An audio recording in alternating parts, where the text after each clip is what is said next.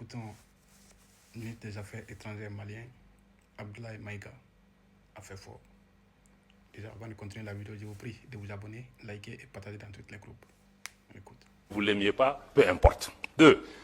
Pour nous, le sort de nos pays ne va pas se décider à Bruxelles, à Paris, à Washington ou à Londres. Ça se décidera à Bamako, à Ouagadougou, à Niamey, etc. Vous savez que quand on est dans une union, ça veut dire qu'il y a même un pacte de non-agression. On ne peut pas se lever, c'est vrai, même si un chef d'État est renversé, se lever un matin pour dire qu'on va attaquer un pays pour la CEDEAO qui, depuis 20 ans, a une force en attente qui est toujours en attente. Ça veut dire, en réalité, ce sont des acteurs extérieurs à la région qui dictent leur volonté à la CEDEAO. Je suis désolé de dire, même l'Union européenne a soutenu cette décision de la CEDEAO d'attaquer un pays souverain qui lutte depuis 10 ans contre le terrorisme. Ses frontières sont fermées. Quand vous attaquez le Niger, mais vous attaquez une armée, mais vous libérez les terroristes. Ils vont aller où? Au Mali, au Burkina, partout. Donc, à partir de ce moment, on s'est dit que cette organisation commence à être dangereuse pour nous. Non seulement on punit nos populations, mais le fait d'être membre peut même t'amener à ce qu'on attaque le pays. Donc, c'est là que le Mali et le Burkina ont décidé que si la CEDEAO attaque le Niger, mais nous, qui considèrent que nous, on est entré en guerre contre l'organisation.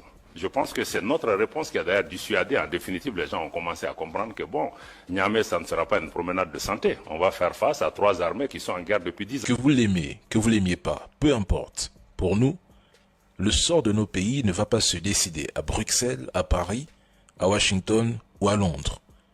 Il se décidera à Bamako, à Ouagadougou, à Niamey. Depuis bientôt 3 ans, ils ont fait un choix. Appartenir à cette Afrique qui se lève, une Afrique libre, souveraine et indépendante, et quitter les rangs de ceux qui préfèrent rester dans une Afrique qui se couche comme une serpillière, qui accepte son branché, son rôle de vassal face à l'Occident. Depuis ce jour, pour avoir osé défier l'ordre imposé par l'Occident, toute la machine de propagande s'est mise en marche. Et comme le disait Anne-Sophie Havé, ils n'ont même plus besoin de faire le sale boulot en Afrique.